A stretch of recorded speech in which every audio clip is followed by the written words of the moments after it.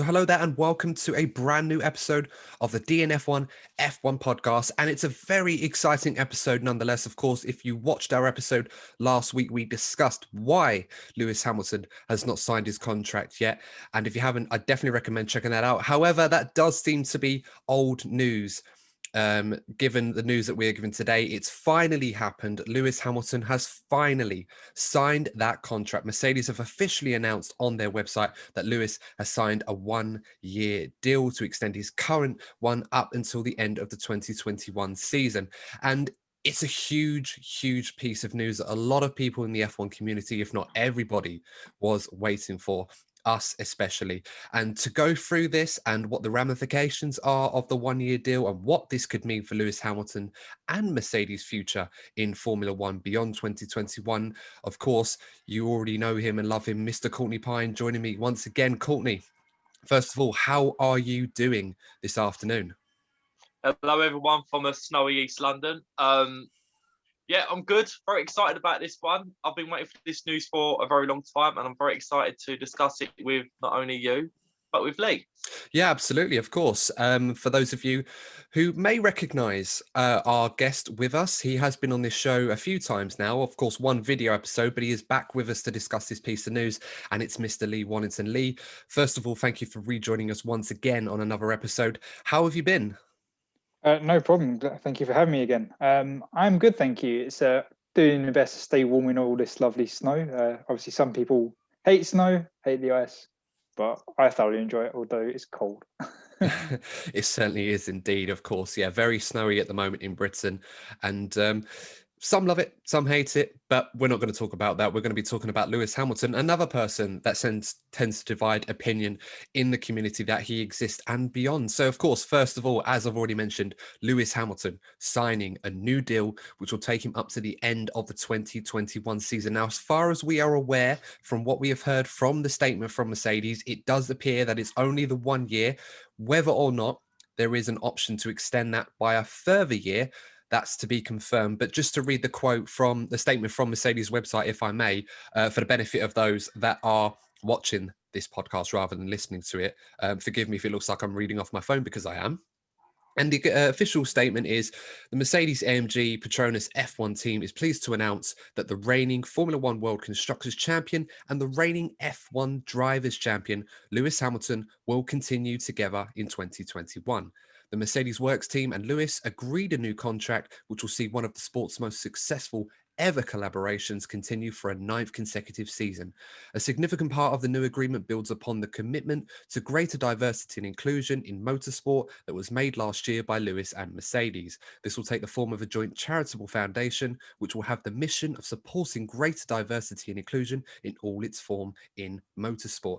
Now, first things first, guys, regarding the nature of this deal, let's not worry about the money or rumors of a veto that we talked about in last week's episode or the actual length of this deal. But a lot of emphasis on all parties has been towards this agreement between Lewis and Mercedes continuing their partnership and contribution towards achieving greater diversity, inequality in motorsport. Lee, I'm going to come to you first on this one. How significant is this element, in your opinion, in persuading Lewis Hamilton to stay with Mercedes for one more year and, of course, continuing his work beyond Formula One when he eventually does retire? Well, I think it's a very significant on two fronts, or obviously three fronts if you take Lewis and his personal side in, but I'm going to touch more on, as you said, the Mercedes and the diversity. On the Mercedes front, I think it's very good and very important for them to get Lewis down and signed on the dotted line. Firstly, because he is one of the leaders of the generation. Obviously, the argument of the all-time great, not going to touch that because you can't really debate that because of the different eras. But as some people say, it's the car. But as proven in Turkey last year, Lewis went beyond the car. Sorry, I'm struggling with my words at the moment. Lewis went beyond with the car and actually won a race that his teammate spanned several times, nearly double digits. I can't remember the exact amount. But he went through the field from 6th on the grid to win a race that Mercedes shouldn't have won on paper. So it's quite important that Mercedes got that kind of caliber of driver down on their in their team, as Valtteri, although a good consistent driver, doesn't seem to be that kind of caliber of driver to push the team for a championship. And admittedly, underrated Nico Rosberg also was the higher caliber than Valtteri appears to be currently. So that's how I see it from Mercedes' point of view. And obviously, that long term, we can get a long term discussion where the drivers, where they see their future. But we can come back to that later if you want. Yeah, no, absolutely. Yeah, that will be an important part of the discussion later on. And of course, you're absolutely right to point out it's very important to acknowledge and work towards the humanitarian efforts, not only that what Lewis and Mercedes together have already done over the last 12 to 18 months, but it's been a huge focal point in Lewis's mind. His life outside of F1, he's aware of the global platform that he has, being the most successful Formula One driver of all time. And potentially now that he has signed this deal, he will have the opportunity to break the world championship record and go further than Michael Schumacher. Never thought I'd ever say those words, but it's a distinct possibility, or very likely possibility, I should say, that this could happen. But of course, Courtney, same question to you regarding Lewis Hamilton. How significant, other than just the driver, because ultimately that's what Mercedes are signing first and foremost. They want Lewis the driver, and of course the humanitarian part will come in addition to that. But how important or significant was Mercedes willing to cooperate with Lewis in his humanitarian efforts as part of this contract?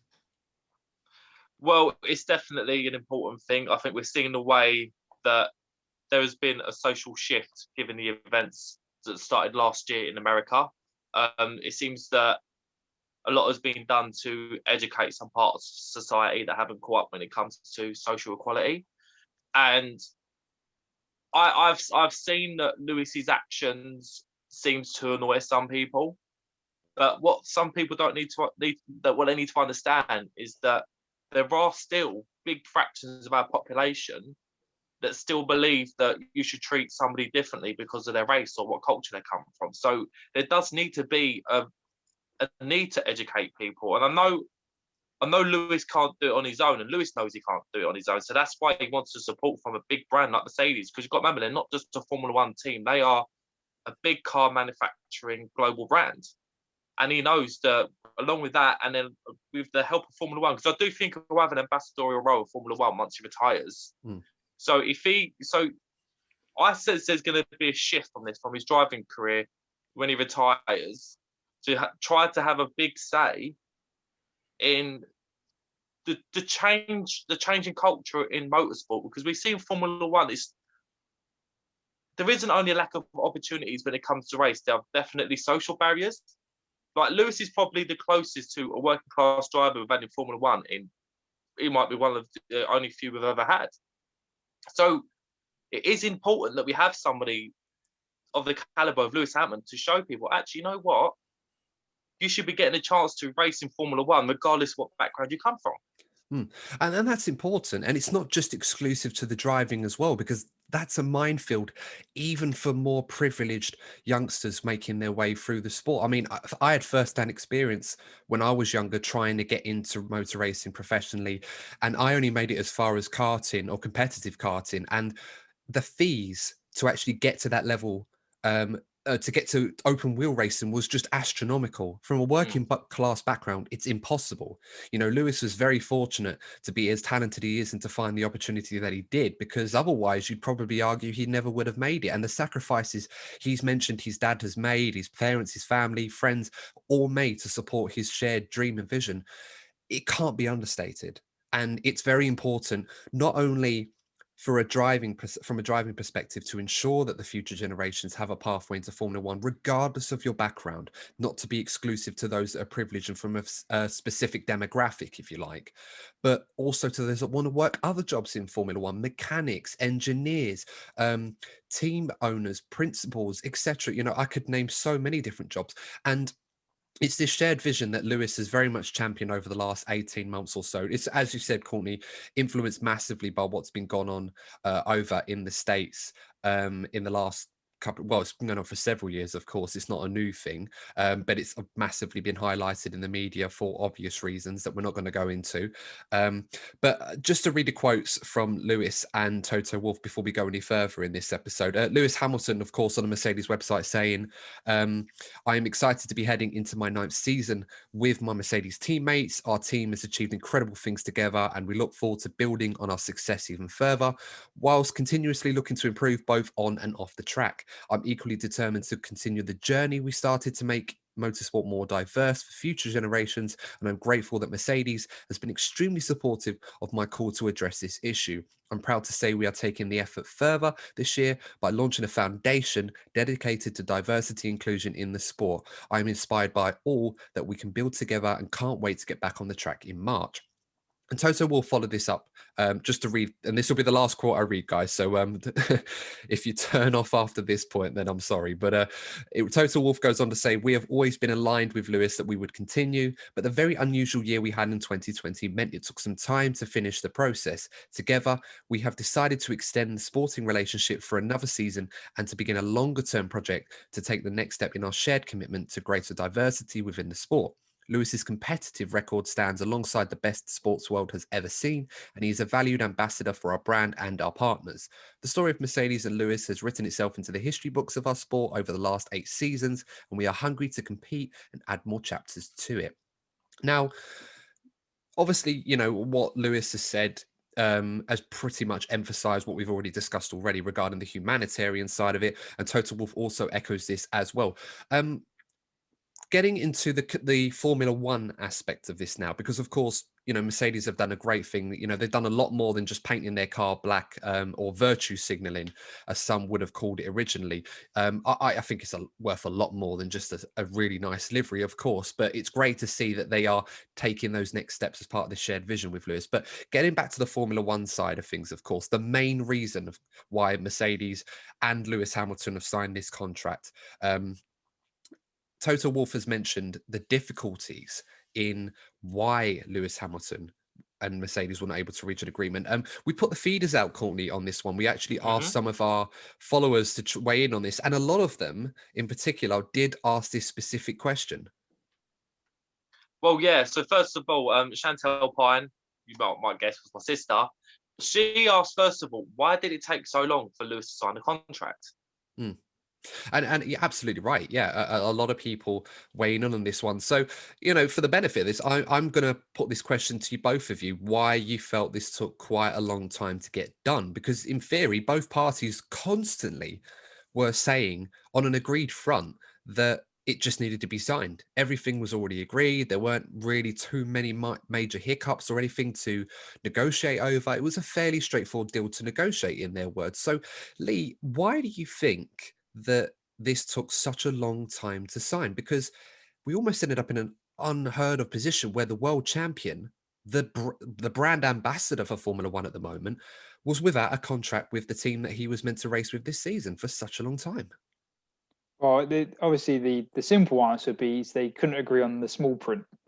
Although in theory that they could agree in principle, it's just obviously the small print. And I imagine Lewis probably wanted a longer term deal than the one year that he has signed, because he's probably in the racer he is and the competitor he is. He's already looking at the new regulations for next year, and he would love to have the opportunity of driving that new generation of car, just to see how it is and see if he likes it. So he would probably been pushing for a multi-year contract, like we'd previously discussed in the last time I was on, actually, I believe, where Courtney and myself thought it would be another 3-year deal. I imagine that was one sticking point. Obviously, Mercedes felt like a 1 year is suitable for the time being, and that was probably a pushing back and forth. And obviously, you see other articles and other pundits setting salary, and especially with the economic conditions of the COVID world at the moment, demanding the highest salary that Lewis obviously felt he has earned for being the caliber of driver he is, and that's probably another point. What I don't feel so much was a sticking point was the diversity. That thing I think Mercedes and Lewis seemed pretty keen on and embracing. So I don't think there was any disagreement about that. that wasn't causing the delays, at least in how I see the situation. No, I absolutely agree. I don't think that element that we've already discussed was a sticking point. I'd be very surprised if it was. It seems that as much as all the teams in Formula One make their efforts in their own way, for many humanitarian projects, not just diversity inclusion, of course, Mercedes in particular in recent years tend to be the shining light or the champions, if you like, pardoning the puns on that one, in promoting these causes and in a way being the sport's leading team for several years now. It probably seems fitting that they make arguably a larger contribution as anyone, if not more, in terms of highlighting these issues and trying to create initiatives to improve those elements further for future generations, as Lewis has already alluded to. But you've mentioned an important thing, there were financial elements that, of course, lots of stuff was being reported over the money Lewis wanted. Whether that was true or not, we don't know the finer details of it. Some people claim to have the inside track. We certainly don't. Courtney, we were talking about this before, and Lee obviously mentioned as well the length of Lewis's contract as well being perhaps a sticking point, and perhaps as it was.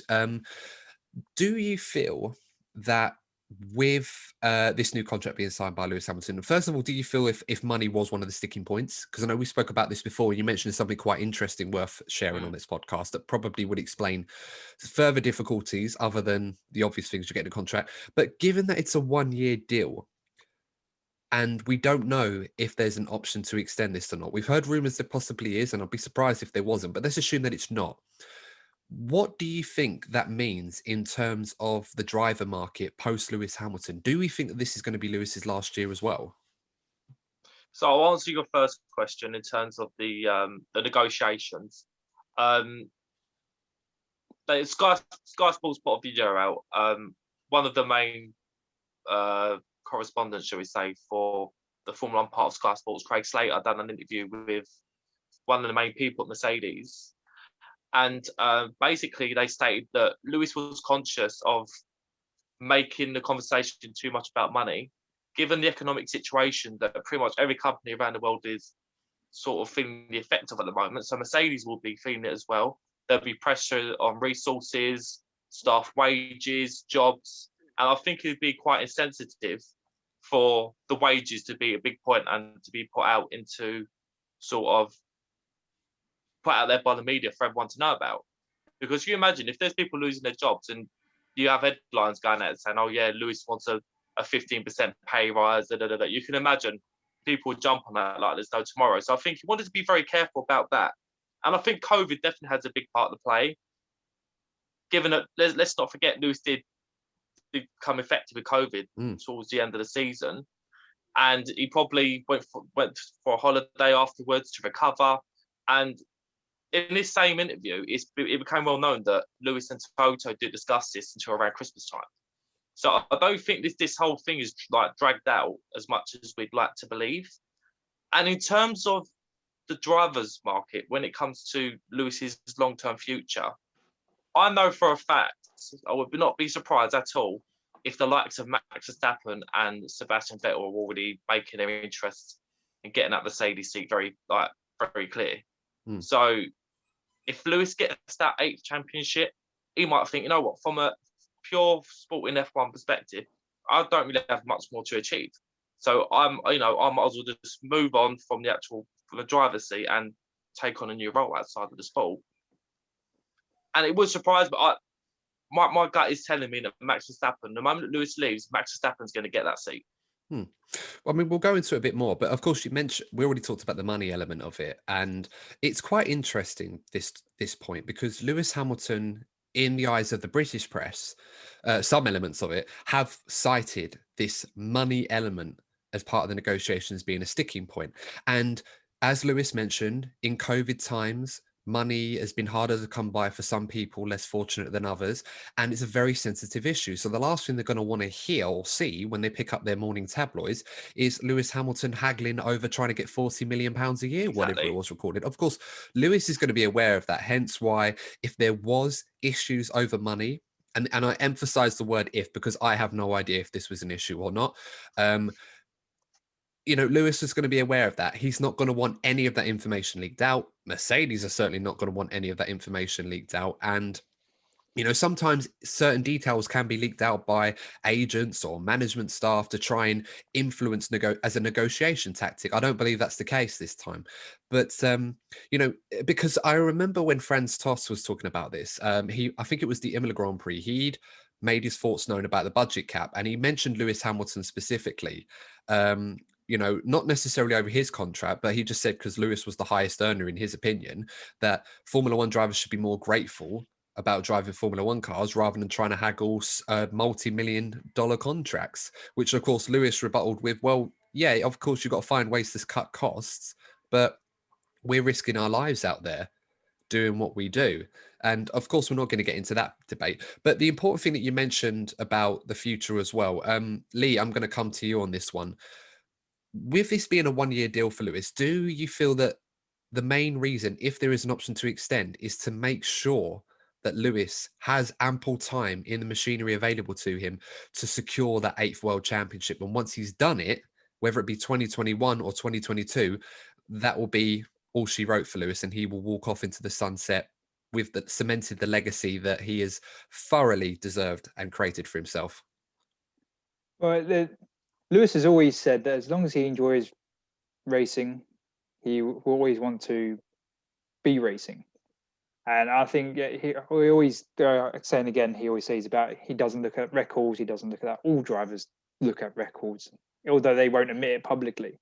So I'm sure in his mind, he wanted this contract this year, especially for the chance of getting the 8th championship. If come the end of this year, he decides to walk away, I don't think Lewis will walk away, as I previously mentioned. I think he will at least want to do a year in the new regs, just for the sake of driving a new car. It's a new challenge. Lewis has always publicly said about he likes the challenge, and that's one of the things he enjoys and thrives on.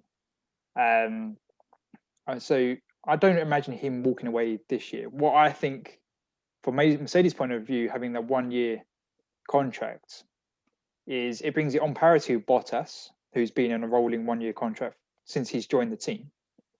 And you think about equality as an employer, you don't want to have an employee going, why has he got a long contract and I have a short contract? This is unfair. So you think of the equality and fairness to Valtteri of having been on the same ground as a 1 year contract. That may be a part of it. And secondly is age. Of if they don't want to commit Lewis to a long contract and then all of a sudden he's reflexes decline as he gets a bit older. He's not showing any sign of doing that at the moment, but if you get into a 3-4 year contract, you're going to be opening yourself up to a driver falling off their peak. So I don't expect him going anywhere for next year. At least that's how I see the situation. Well, yeah, no, you're absolutely right. And, Lewis is coming up close, not too far off the age Michael Schumacher was when he retired the first time. So he'll still be younger than Michael if he doesn't stay on beyond 2021, but it will be getting very close to that if he does stay another year. Courtney, I'm going to put that question to you as well.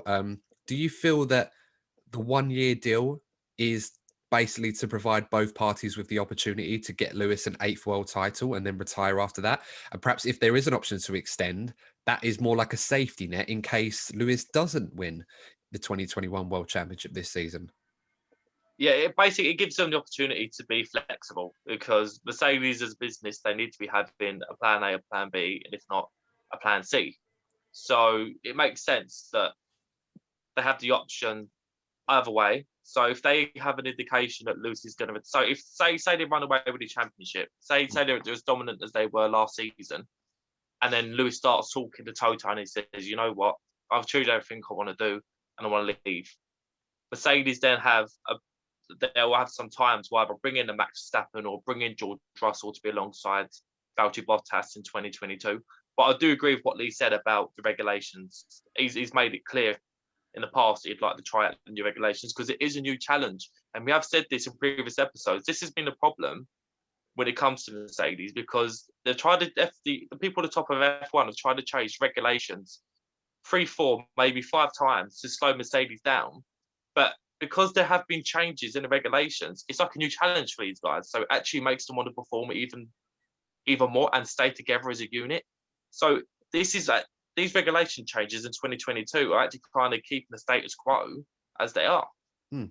Yeah, no, absolutely. I mean, in terms of my thoughts on this, and this is kind of a bit of a strange one, but I feel like it has some logic to this. You're absolutely right, both of you, in saying that Lewis always wants to face that next challenge. And in his mind, that next challenge could be the 2022 cars. However, if that was the case, and I was 100% certain that Lewis Hamilton was going to stay on another year after this season, regardless of whether he wins the World Championship or not, then why would he have only signed the 1-year deal? Because in my mind, I don't think Mercedes would have too many problems if Lewis wanted a second year. Again, I'm assuming. Maybe they do. I don't know. But at the same time, why would they go to those lengths to only sign a 1-year deal with an option? Again, we're assuming there's an option to this. There might not be. It might just be a 1-year deal and they have to agree a new one. Why would they go to why would Lewis sign a 1-year deal if he didn't have any intention to walk away from the sport at the end of the season? That's kind of my view on to put on it. Guys, of course, let us know in the comments what you think will happen. Do you think Lewis will, first of all, win the World Championship and whether or not he will stay beyond 2021, whether or not he wins the World Championship? Again, it could hinge on whether Lewis does win the world title. So I don't know if the 2022 challenge entices Lewis as much as perhaps it once did a few years ago, given what we've already spoken about regarding the humanitarian efforts that he does want to focus on beyond his F1 career in a lot more detail. For the last topic of discussion in this podcast, Courtney, some of our other followers have mentioned what the outlook looks like for Mercedes after Lewis Hamilton, I should say.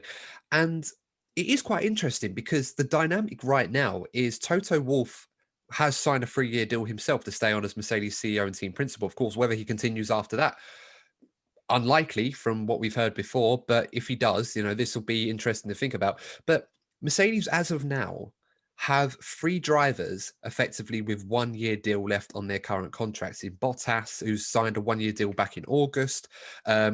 Lewis Hamilton, of course, just signed his 1-year deal. As we know, it's just the 1-year deal for the time being. And George Russell, who has a 1-year deal at Williams, with the view would be that he's most likely to take that seat, whether it's Bottas he's replacing or Lewis.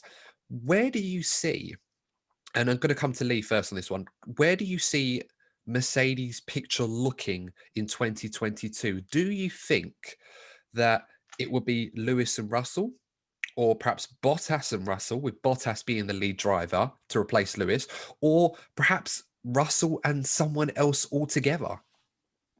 I personally think the key factor in this whole 3 drivers, 2 seats is Valtteri himself. If Valtteri has a blinding year and is consistent throughout the year and actually holds a title challenge throughout the year, Mercedes will not let him go. If Valtteri has a similar form to he has the last few seasons, where he starts off well and then slows down, and not so much slows down, but he can't be consistent throughout the year and hold that title challenge, I think they will decide, Valtteri, thanks, but sorry, we have to let you go and bring in George. Because he's the young gun, and I think sitting at the back of the grid in the slowest car currently is not helping George's development as a driver. And then obviously come to Lewis, I would have said it's a George and Lewis combo. But if your gut feeling is right and Lewis walks away, I would have said it George and Verstappen, George Russell and Verstappen as their 2 drivers. Because I'm sure Max will be dying to get in that Mercedes if Lewis walks away from the sport as well. But yeah, as I said, I think the key player is going to be Valtteri in that, more than Lewis or George themselves. Absolutely. And it could be a situation where Valtteri Bottas, unless he does win the World Championship or puts up a really good fight this season, it could be the writing on the wall, and perhaps this is just to stabilize the ship until options open up for Mercedes. I mean, they're in a brilliant position where they effectively have 2 seats that they may need to fill next season, and they could pick almost anybody on the grid. Courtney, I'm going to put that question to you as well on this one. Where do you see Mercedes going in 2022? I really do believe that George Russell will be joining regardless, especially given that he only has 1 year left in his contract, so they will want to be keeping him in their ranks. So I reckon he'll be joining regardless. I reckon this will be Bottas' last season.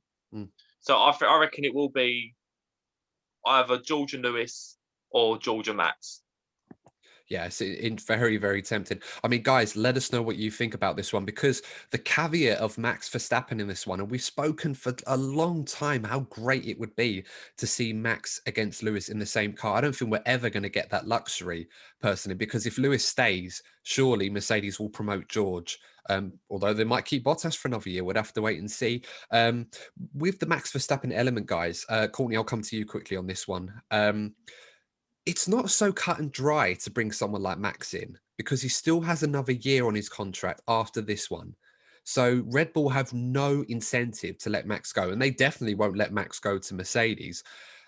I mean, how difficult is this situation? Because I imagine discussions may, if they haven't already, will be taking place over the course of the year over whether or not they can tempt or find a way in Max's contract to get him over sooner if they get early indication that Lewis wants to leave at the end of the season. How likely do you think that will be for Mercedes to bring Max over in 2022? I think if Max wants it, it will happen. He is going to be the main man when Lewis leaves.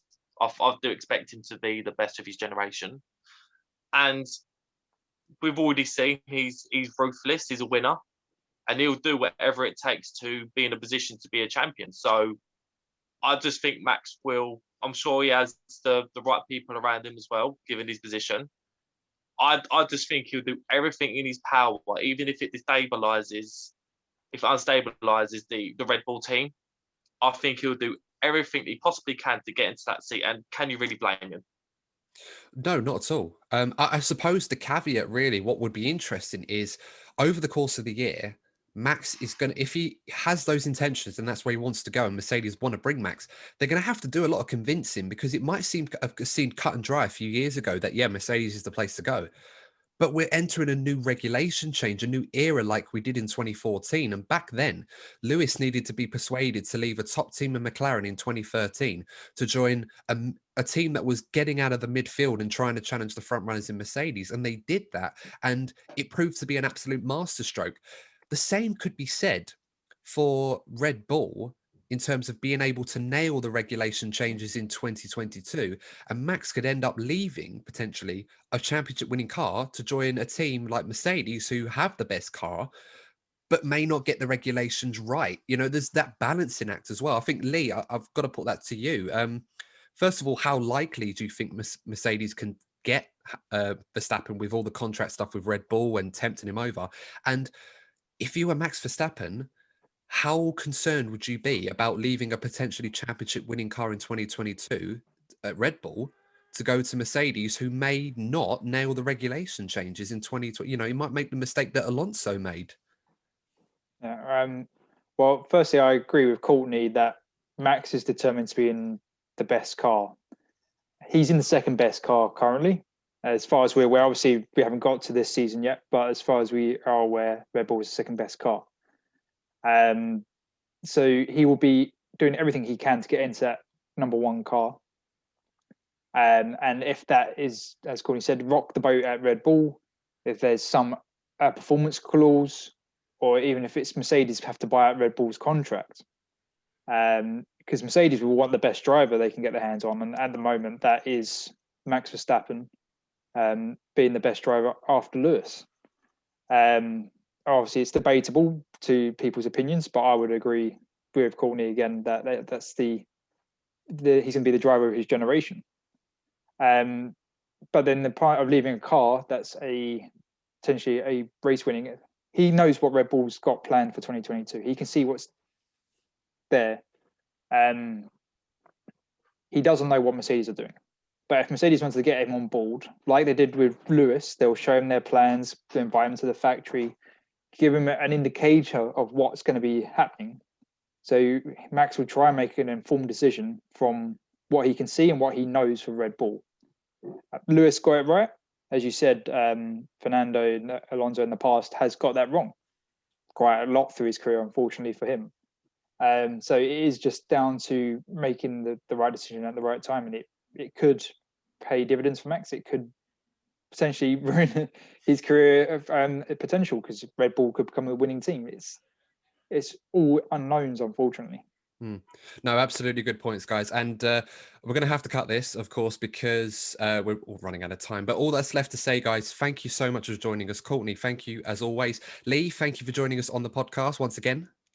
Yeah, no problem at all. Thank you for having me. And all that's left to say, guys, is thank you very much for tuning in. Stay safe. Of course, like the video if you did, and subscribe. But thank you so much for joining us once again. Stay safe, and we will see you in the next episode of the DNF1 F1 Podcast. See you soon.